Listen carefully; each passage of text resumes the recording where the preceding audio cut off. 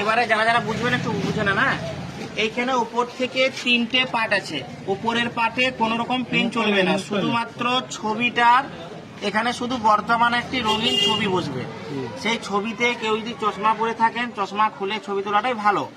আর মুখ কান নাক যেন পরিষ্কার আসে, পাসপোর্ট সাইজের ছবি বললেই হবে। আর ব্যাকগ্রাউন্ডটা মানে ছবির পিছন দিকটা যেন হালকা রঙের হয়, এইটুকুই বাস।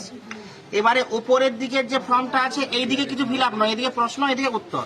এদিকে আমরা লিখবো, এদিকে হচ্ছে 2025 সালে মানে এখন বর্তমান আমার হাতে যে ভোটার কার্ড আছে সেই তথ্য দেখে দেখে ফিল আপ হবে। এইখানে তারিখ মাস বছর যেমন ভাবে আছে ওই ভোটার কার্ডও ওইরকম ভাবেই আছে, ওইরকম ভাবে লিখলাম। আধার নাম্বার ঐচ্ছিক, ওটা করতেও পারেন নাও করতে পারেন, কারোর যদি আধার কার্ড নাম্বার থাকে দেবেন, না দেবেন কোনো অসুবিধা নেই।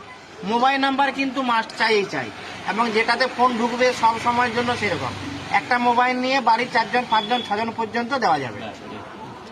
এবার হচ্ছে পিতার বা অভিভাবকের নাম, ওখানে যার নাম আছে তার নাম দিতে পারেন বা বাবার নামও দিতে পারেন।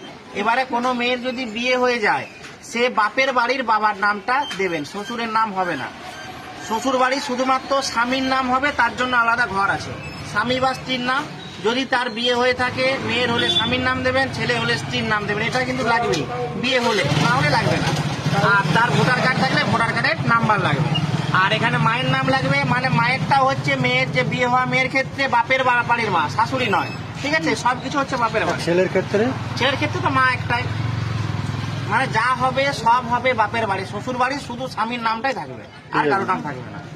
এবারে আসছে এইদিকে 2002 সালের মূল যে তথ্য, কারুর বয়স যদি 40-এর উপরে হয়, নিজের নাম যদি 2002 সালের ইয়েতে থাকে ভোটার লিস্টে, তখন বাম দিকটা আমরা ফিল আপ করবো। আর তার যদি না থাকে তাহলে তার বাবা অথবা মা, ঠাকুমা, ঠাকুরদা, তার জন্য ডান দিকটা ফিল আপ করবো। এইদিকে যেমন ফিল আপ হবে, এইদিকেও সেরকম ফিল আপ হবে। একটা দিকে আমি ফিল আপ বলে দিচ্ছি। নির্বাচকের নাম, মানে ওই 2002 সালের লিস্টে যার নামটা আমি দেখছি, আমার নাম হোক বা আমার বাবার নাম হোক, সেই নামটা আমি লিখবো। আমার নাম যদি থাকে আমার নাম লিখবো, আর যদি আমার নাম না থাকে বাঁ দিকটা করছি না ডান দিকে করবো, তখন আমার বাবার নাম লিখবো বা মায়ের নাম লিখবো বা ঠাকুমা বা ঠাকুরদা। আর যদি কারোরই নাম না থাকে, এমনও হতে পারে 2002 কারোর নাম নেই, দুটো লিস্টে ফাঁকা রাখবে। শুধু উপরটুকুন ফিল আপ হবে, ছবি সাঁটাবেন, সই করবেন, বাস, বাকিটা ওনারা বুঝে নেবেন। তারপরে হচ্ছে যার নাম দেবো তার এপিক নাম্বার, তার আত্মীয়ের নাম, ওই 2002 সালের ভোটার লিস্টে তার একজন অভিভাবকের নাম থাকবে, যার নামটা থাকবে তার নামটা লিখবো। এক্ষেত্রে বলে রাখি, অনেকেই আছে ভোটার কার্ডে এখনের হোক বা 2002-এর হোক ভুল থাকতে পারে, টুকটাক ভুল, যেটা থাকবে সেইটাই লিখবো, ভুল থাকলে ভুলটাই লিখবো। আর যদি এমনও থাকতে পারে যে 2002-এর ভোটার লিস্টের নাম মানে ভোটার কার্ডের নাম্বারটাই নেই, লিখবো না, এখানে নেই, লেখা আছে এপিক নম্বর যদি থাকে। অনেকের ফাঁকা আছে, থাকলে দেবেন, না থাকলে দেবেন না, কোনো চাপ নেই।